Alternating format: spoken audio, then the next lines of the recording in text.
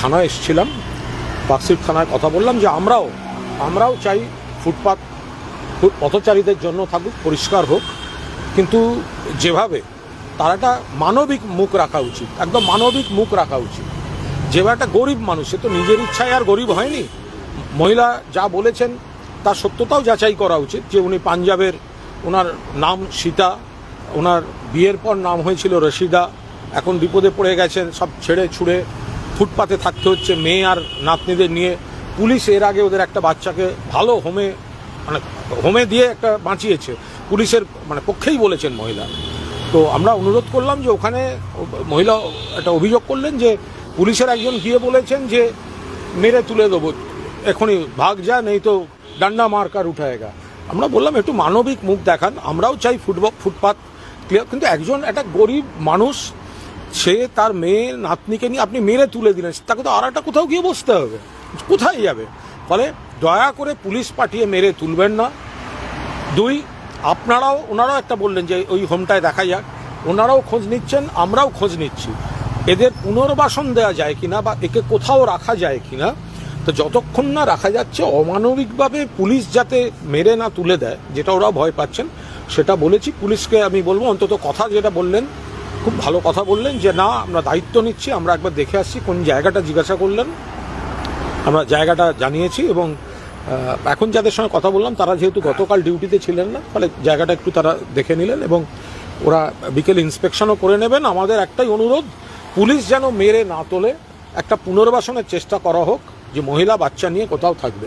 আমাদের পরিষ্কার কথা যে ফুটপাত পরিষ্কার, জবরদখল মুক্ত আমরাও চাই, কিন্তু গরিবকে শুধু পুলিশ দিয়ে তুলে দেওয়ার যদি হুমকি দেওয়া হয়, আর কোনো পুলিশ যদি ওখানে গিয়ে বলেন মেরে তুলে দেবো, ডান্ডা মার্কার ভাগা দেওয়া জায়গা, দেশের এত বড় বড় সমস্ত অপরাধীরা ঘুরে বেড়াচ্ছে, পলিটিক্যাল আশ্রয়ে ঘুরে বেড়াচ্ছে, এর সঙ্গে ওর সেটিং হয়ে ঘুরে বেড়াচ্ছে, দেশের কোটি কোটি টাকা লুট করে বিদেশে চলে যাচ্ছে, তাদের ধরার জন্য আমাদের রাষ্ট্রের ক্ষমতা নেই, সময় নেই।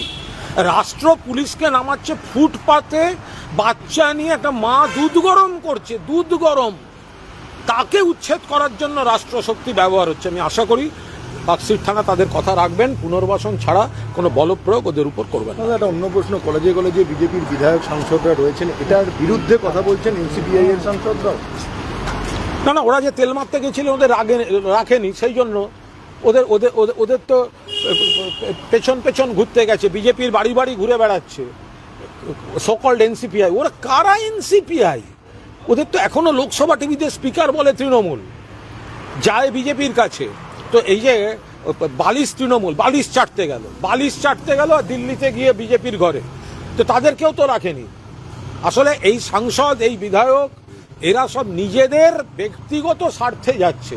আমরা তো পরিষ্কার বলছি, মাননীয় উচ্চশিক্ষামন্ত্রী বিধায়ক সাংসদদের কাছ থেকে একটা লিস্ট নিন, এবার আপনি চূড়ান্ত সিদ্ধান্ত নিন কোথায় কাকে রাখা যায়। আমি তো আবার বলছি, সগর্বে বলছি, আমাদের সময় আমি দুই শিক্ষামন্ত্রী পার্থ চট্টোপাধ্যায় এবং ব্রাত্য বসুকে আমি নিজে অনুরোধ, হয়তো আমার অধিকার নেই বাট অনুরোধ তো করতে পারি, একাধিক কলেজ স্কুলের আমি ম্যানেজিং কমিটি দিয়েছিলাম, যেখানে কোনো এমপি এমএলএ থাকবে না, বিশিষ্ট কেউ থাকবেন, শিক্ষাবিদ থাকবেন, শিক্ষা প্রতিষ্ঠানকে নেতৃত্ব দিয়েছেন, এলাকার বিশিষ্ট চিকিৎসক, বিশিষ্ট আইনজীবী, সাহিত্য অনুরাগী, বা যারা শিক্ষাটা, স্কুল প্রতিষ্ঠানটাকে, কলেজটাকে বাড়াবেন। তো আমরা তো সেগুলোও করেছি। আর এখানেই দেখলাম পুরো গাদা শুধু বিধায়ক ঢুকিয়েছে, নিজেদের জনপ্রতিনিধি ঢুকিয়েছে। একটা মারাত্মক অভিযোগ তৃণমূলের বহু মানুষের সঙ্গে জঙ্গি যোগ রয়েছে। পশ্চিমবঙ্গকে মমতা ব্যানার্জি সরকার সেফ প্যাসেজ বানিয়ে দিয়েছে, আর এই সেফ প্যাসেজের জন্য খারিজি মাদ্রাসা তৈরি হয়েছে। নিশ্চয়ই কোনো ইনপুট রয়েছে, তিনবার স্বরাষ্ট্রমন্ত্রী এসেছেন, সামথিং রং। অর্জুন সিং যদি এত কিছু বলে থাকেন, দেখুন উনি এতবার বিজেপি করেছেন, এতবার তৃণমূল করেছেন, এইসব ব্যাপারগুলো, তাছাড়া বেশ কিছু অস্ত্রের ব্যাপারেও ওনার জ্ঞান, উনি বিশেষজ্ঞ, ওনার জ্ঞানকে আমরা অত্যন্ত গুরুত্ব দিই, সম্মান করি বেশ কিছু অস্ত্র প্রয়োগের ব্যাপারে। তো ফলে ওনার অভিজ্ঞতা থেকে যেটা হবে সেটা তো আমরা বলতে পারবো না। দুই, আজকে কেন্দ্রীয় সরকারও ওনার, রাজ্য সরকারও ওনার যদি কোনো অভিযোগ থাকে, কারোর কোনো খারাপ লিঙ্ক থাকে, কিছু থাকে, ওনারা সরাসরি ব্যবস্থা নিন না, অ্যারেস্ট করুন না, তদন্ত করুন না। শুধু এইরকম কাদা ছোড়ার মতো হাওয়ায় কথা বলে লাভ কি আছে?